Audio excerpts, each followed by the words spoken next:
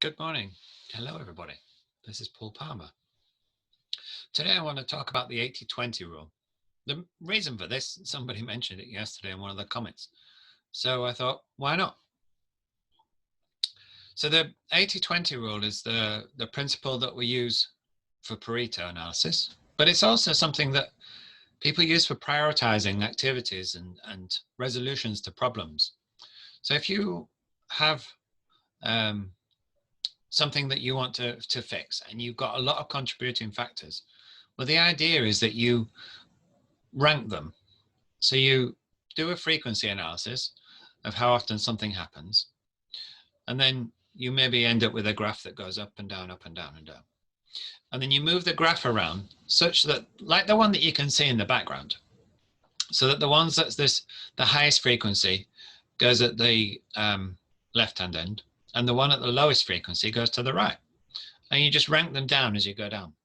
And what you find usually is that 80% of the issues are caused by 20% of the problems. Now, then, if you can then prioritize the 20% of the problems to fix those, well, you resolve 80% of your issues, 80% of your defects, for example. So the idea, therefore, is to actually get the maximum results for the minimum effort. Now, people in sales do the same thing. But for me, the importance in pharmaceuticals is actually resolution of problems. So your deviations, for example, and you might identify, I don't know, maybe 100 different things that you want to resolve, and you put them through change control.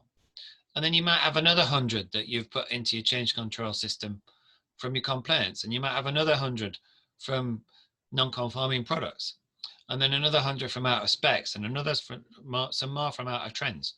Now, if you try and resolve all those 600-700 issues, and you've got, well, it's not really the issues, it's the solutions.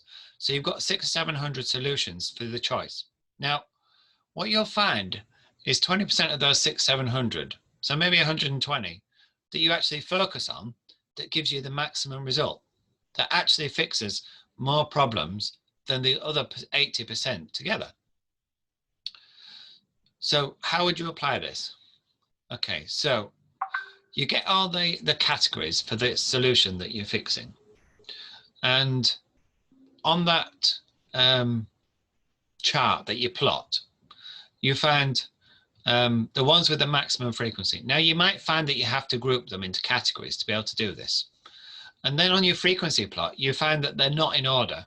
So all you do is you move them around so that your categories come in the order of highest to lowest. Now on Excel, I think there's actually a Pareto function that you can use, and it'll just turn it around for you. But if you don't have that, it's not hard to do. You just choose the biggest one, then the next down, the next down, the next down. Then you look at 80% of the results, 20% of the actions, and monitor it. Of course, you always want to check whether what you're doing works or not after the event, and that's just I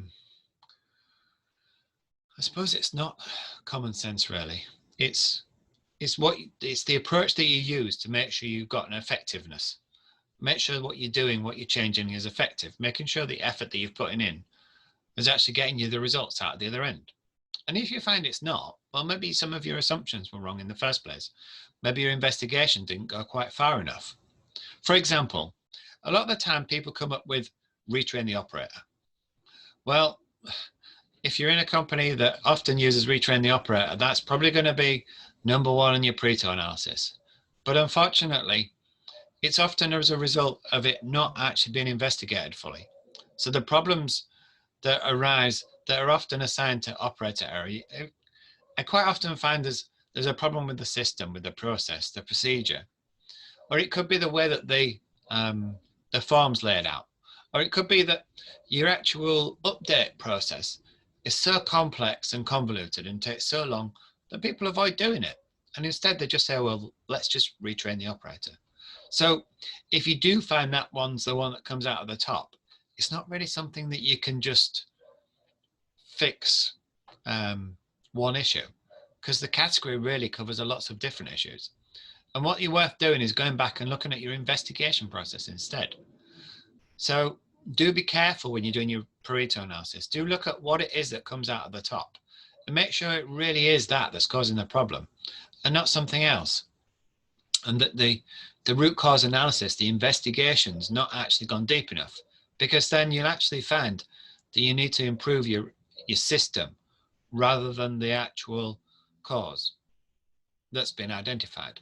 And improving your system will actually fix your 80% of your problems, because then you'll get a more in-depth analysis, and that in-depth analysis, you'll probably find that your actual frequency plot changes. You do your root cause, your Pareto analysis again, and you find that by fixing the 20%, the top 20% in that, which I would suggest is probably going to start with your system, then you'll find that you actually get better results. Now, I think I was a bit convoluted in the way that I explained that.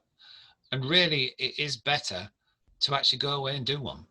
So to do it, what do? You find your problems, bring them all together. Do a frequency plot. Reorganize the frequency plot so that the highest comes first and the lowest comes last. And then just split it, 80%, 20%. Do the top 20% first. Check your results. And you'll find you get a better result and a better improvement in your KPIs than if you just choose them at random. Okay, I hope that's useful. Talk to you soon. It's Paul Palmer.